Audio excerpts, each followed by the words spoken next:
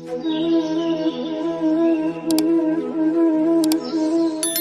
महाराज सेठ जी थे और सेठ जी नित्य प्रति हर मावस और पूर्णमासी को महात्मा जी को भोजन कराते थे, साधुओं की सेवा करते थे, संतों की सेवा करते थे मावस और पूर्णमासी के दिन।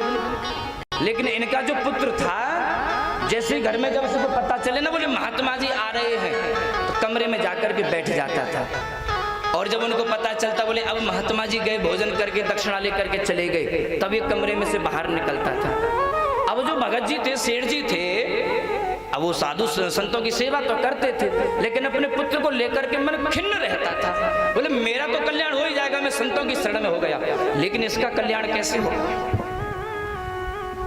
जब भी संतों को भोजन कराएं, ब्राह्मणों को भोजन कराएं, तो विधि है, बोले प्रसन्न मुद्रा में भोजन करना चाहिए और कराना चाहिए। लेकिन भोजन कराते कराते सेठ जी के मन में अपने पुत्र की बात आ गई, तो मन थोड़ा सा, चेहरा थोड़ा सा उतर गया। तो महात्मा जी ने भोजन किया और भोजन के बाद पूछ लिया, क्या बात है भगत जी, कैसे परेशान लग रहे हो? क्या बताऊं महाराज जी, बस पूछिए मत। बोले जरा बताओ, आप साधु संतों की सेवा करते हो, आप ऐसे परेशान रहोगे तो कैसे कल्याण होगा? अरे साधु महात्मा होते क्यों हैं? आप सब लोगों को मार्ग दिखाने के लिए होते, कहो क्या बात है? बोले भगवान, मैं आपकी शरण में आ गया तो मुझे ऐसा लगता है मेरा कल्याण हो जाएगा, लेकिन ये मेरा एक पुत्र है, उसका कल्याण कैसे होगा? बोले क्यों? बोले संतों से बड़ा दूर भागता है, भगवान से बड़ा दूर भागता है, इसको डर लगता है। बोले क्या करता है? बोले जैसे ही आप आते हो, एक कमरे में बंद होके बैठ जाता है। मैं कहता हूँ महाराज जी को प्रणाम करो, भगवान का नाम लिया करो, उसको नहीं लेना होता है। और भगवान जब आप चले जाते हैं तो अंदर से निकल आता है। अच्छा ये बात है? बोले अब कहाँ है? बोले जैसे ही आप आए तो कमरे के अंदर बैठा है। बोले निकलेगा कब? बोले जब आप चले जाओगे। तो बोले ऐसा कुछ नाटक करो जिसको ऐसे, इसको ऐसा लगे कि हम चले गए। फिर क्या था, ऐसे ही चर्चा करने लगे, अच्छा जी महाराज जी ये दक्षिण आपका भोजन हो गया, फिर अगली बार पधारना। तो महात्मा जी ने चलने का नाटक किया, बातें करने लगे और पटाख से दम देसी ना दरवाजा लगा दिया। बोले महात्मा जी गए। वह अंदर जो भगत जी का जो पुत्र बैठा था, उसने देखा, बोले महात्मा तो गया दिखे। अब जैसे ही जो महात्मा जी तो वो दरवाजे के पीछे छुप करके खड़े हो गए, ये दरवाजा खोले, उसको मैं पकड़ लूं। अब जैसे ही महाराज से भगत जी के पुत्र ने वो दरवाजा खोला और जैसे ही वो बाहर निकल करके आया, बोले महात्मा जी गए, तो महात्मा जी ने जेट में पकड़ लिया और धरती पर धड़ाम से दे मारा, ऊपर छाती पर चढ़ गए और छाती पर बैठ गए। अच्छा महात्मा जी भी कोई दुबले पतले नहीं, ठीक ठाक थे, वजन भजन जो पेट जो होता है महात्माओं का, महाराज खाते पीते घर के थे। अब जैसे ही उसे भगत जी के पुत्र के ऊपर बैठे, बन गए अरे जान निकली। बोले आज तेरी जान निकाल के ही जाएंगे। अरे मुझे छोड़ो, मारोगे क्या? बोले नहीं नहीं, राम बोल, राम भगवान का नाम ले। बोले मैं नहीं लूंगा। बोले देख ले, या तो आज भगवान का नाम लेगा, नहीं तेरा आज मैं यही कल्याण करके जाऊंगा। अब भैया मारा हुआ व्यक्ति क्या ना करे जब उसे दिख रहा है। बोले अगर नाम नहीं लिया तो काम तो वैसे ही खत्म होना। महात्मा जी को हल्के फुल्के तो है नहीं। बोले मैं नहीं लूंगा भगवान का नाम। बोले नाम नहीं लोगे तो हम यहाँ से उठने वाले नहीं है, देख लो थोड़ी देर की बात है, पता नहीं राम राम सत्य जरूर हो जाएगा, नाम नहीं लोगे तो। बोले ठीक है, कितनी बार लो? बोले एक बार ले लो। बोले ठीक है राम। जैसे नाम लिया, महात्मा जी खड़े हो गए। महात्मा जी कहने लगे, बोले सुनो, अब तुम्हारे पुत्र का कल्याण हो गया, कल्याण हो गया। भगत जी का जो पुत्र पीछे पीछे गया, ये बताओ तुमने मुझसे भगवान का नाम तो बुलवा दिया, इससे होगा क्या? क्या होगा इस नाम लेने से? बोले चिंता मत कर, बस एक बात का ध्यान रखना, जब भी तेरा अंत समय आए और तेरा कोई नाम खरीदने की कोशिश करे तो उससे यही कह देना कि जो इस नाम की कीमत हो तुम अपने हिसाब से दे दो, मैं उस नाम की कीमत नहीं बता सकता। आगे चल करके अंत समय आया, शरीर छोड़ करके धर्मराज के दरबार में गए। चित्रगुप्त ने उसकी कुंडली खोली।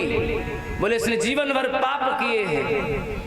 बोले कुछ और किया? बोले कुछ नहीं किया। बोले महाराज केवल इसने एक बार भगवान राम का नाम लिया है, एक बार नाम लिया। बोले हाँ, तो ऐसा करो इसको खरीद लो। बोले कैसे खरीदे? बोले इसको एक बार नाम लेने की कीमत दे दो और नरक में भेजो। ठीक है महाराज। गए, भैया तूने एक बार नाम लिया, बता नाम की कीमत क्या है तेरे की? उसी क्षण उस भगत जी के पुत्र को महात्मा जी की बात याद आ गई। बोले उन्होंने ये कहा था, बोले अगर कोई कीमत पूछे तो तू कीमत मत बताना, उनसे कह देना बोले जो इसकी कीमत हो सही सही कीमत लगा करके दे। तो उस पुत्र ने वही कह दिया, बोले जो इसकी ठीक ठीक कीमत हो वो मुझे आप प्रदान कर दीजिए। चित्रगुप्त धर्मराज के पास में गए, बोले महाराज राम के नाम की कीमत क्या है? बोले राम नाम की कीमत? बोले राम के नाम का जाप तो हम करते, महिमा भी बहुत है, लेकिन कीमत हमें नहीं पता कितनी है, नहीं पता हमें। बोले तो क्या करें? बोले चलो ब्रह्मा जी के पास में चलो। उस पुत्र को साथ में लिया और धर्मराज के साथ में उसको लेकर के गए ब्रह्मा जी के पास में। जाकर के पूछा, बोले बताइए राम नाम की कीमत क्या है? बोले महाराज हमें भी नहीं पता, भजन जरूर करते हैं, राम के नाम का भजन जरूर करते हैं, लेकिन कीमत हमें भी नहीं पता है। बोले तो महाराज क्या करें? बोले चलो शंकर भगवान के पास में। महाराज वो तो राम जी को इष्ट मानते हैं, उनसे बड़ा तो कोई राम भक्त हो ही नहीं सकता है।